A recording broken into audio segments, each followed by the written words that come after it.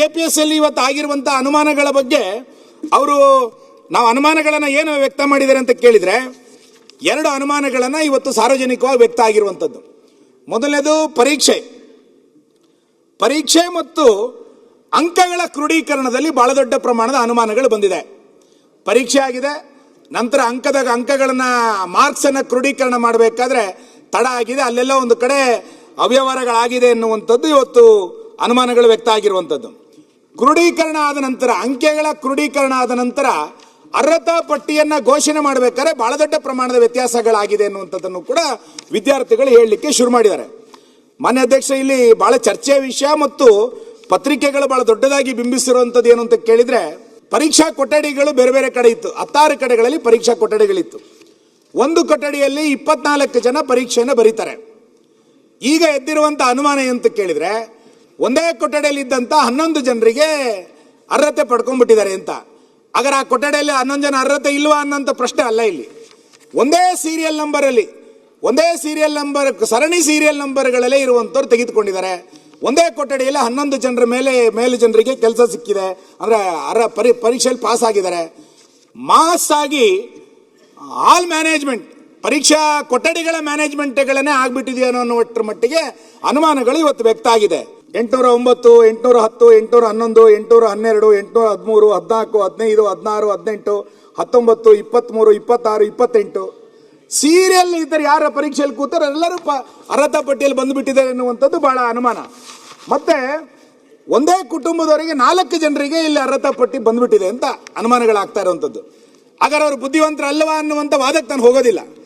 ಈ ರೀತಿ ಇಷ್ಟು ಜನ ಹೆಂಗೆ ಅದು ಒಂದೇ ಎಕ್ಸಾಮ್ನಲ್ಲಿ ಹೆಂಗೆ ಪಾಸ್ ಆಗಿಬಿಟ್ರು ಅನ್ನುವಂಥ ಎಲ್ಲ ಅನುಮಾನಗಳು ಬರ್ತಾ ಇರುವಂಥ ಸಂದರ್ಭದಲ್ಲಿ ಇದನ್ನ ಸರ್ಕಾರ ಇವತ್ತು ಅರ್ಥ ಮಾಡ್ಕೊಳ್ಬೇಕು ಅನ್ನುವಂಥ ವಾದವನ್ನು ನಾನು ಈ ಸಂದರ್ಭದಲ್ಲಿ ಹೇಳ್ತಾ, KPSC ಮತ್ತು ಸರ್ಕಾರ ಮೌನವಾಗಿದ್ದ ಕಾರಣಕ್ಕೆ ವಿದ್ಯಾರ್ಥಿಗಳಿಗೆ ಇಷ್ಟು ದೊಡ್ಡ ಅನ್ಯಾಯ ಆದರೂ ಕೂಡ ಅವರ ಧ್ವನಿಯನ್ನು ಎತ್ತುವಂಥ ಪರಿಸ್ಥಿತಿಯಲ್ಲಿ ಯಾರೂ ಇಲ್ಲ.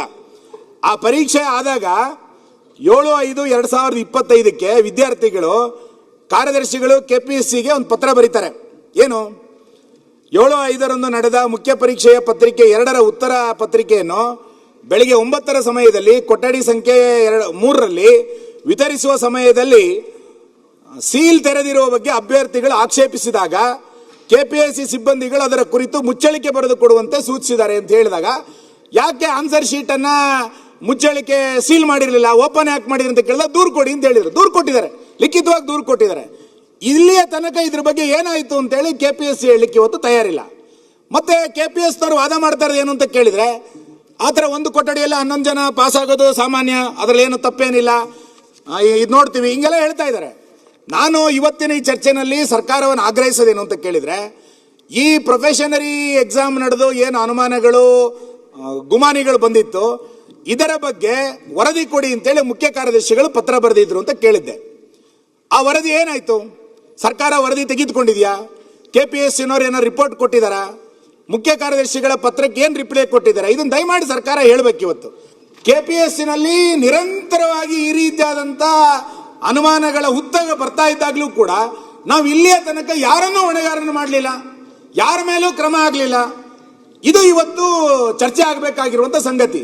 ಹಾಗಾಗಿ ದಯಮಾಡಿ ಇದರ ಬಗ್ಗೆ ಹೊಣೆಗಾರರನ್ನಾಗಿ ಮಾಡಿ, ಎಲ್ಲರ ಬೇಡಿಕೆ ಇರೋದೇನು ಅಂತ ಕೇಳಿದರೆ, ಇದರ ಬಗ್ಗೆ ತನಿಖೆ ಆಗದಲೆ, ಇದರ ಬಗ್ಗೆ ವರದಿ ಕೊಡದಲೆ, ಸರ್ಕಾರ ಗಮನ ಕೊಡದಲೆ, ಇಷ್ಟೆಲ್ಲ ಅನುಮಾನಗಳಾದಾಗಲೂ ಕೂಡ ನಾಡಿದ್ದು ಮಾರ್ಚ್ 23ನೇ ತಾರೀಕು ಅವರು ಇದನ್ನು ಯಾವುದು ಸಂದರ್ಶನ ಕರೆದು ಬಿಟ್ಟಿದ್ದಾರೆ. ದಯಮಾಡಿ ಆ ಇಂಟರ್ವ್ಯೂನ ಸ್ಟಾಪ್ ಮಾಡಬೇಕು. ದಯಮಾಡಿ KPSC ಸಂಸ್ಥೆಯನ್ನು ಸುಧಾರಣೆ ಮಾಡುವ ದೃಷ್ಟಿಯಿಂದ ನಾವೆಲ್ಲರೂ ಕೂಡ ಒಂದು ಧ್ವನಿಯಾಗಿ ಕೆಲಸವನ್ನು ಮಾಡಬೇಕು. ಅದು ಸ್ವಾಯತ್ತದ ಸಂಸ್ಥೆ ಎನ್ನುವ ಕಾರಣಕ್ಕೆ ಅದನ್ನು ಹೇಗೆ ಬೇಕಾದರೂ ನಡೀಲಿ ಅನ್ನುವಂಥ ಕಾರಣಕ್ಕೆ ಅದನ್ನು ಬಿಡಲಿಕ್ಕಾಗಲ್ಲ. ಸರ್ಕಾರ ಮಾನ್ಯ ಮುಖ್ಯಮಂತ್ರಿಗಳ ಮಧ್ಯಪ್ರವೇಶ ಮಾಡಿ ಮೊನ್ನೆ ನಡೆದಂಥ ಪರೀಕ್ಷೆಯಲ್ಲಿ ನಡೆದಂಥ ಅನುಮಾನಗಳಿಗೆ ಸರ್ಕಾರ ತಕ್ಷಣ ವರದಿಯನ್ನು ತೆಗೆದುಕೊಂಡು ಆ ವಿದ್ಯಾರ್ಥಿಗಳಿಗೆ ನ್ಯಾಯ ಒದಗಿಸಬೇಕು ಅನ್ನುವಂಥ ಆಗ್ರಹವನ್ನು ನಾನು ಮಾಡ್ತೇನೆ. ಸುರೇಶ್ ಕುಮಾರ್.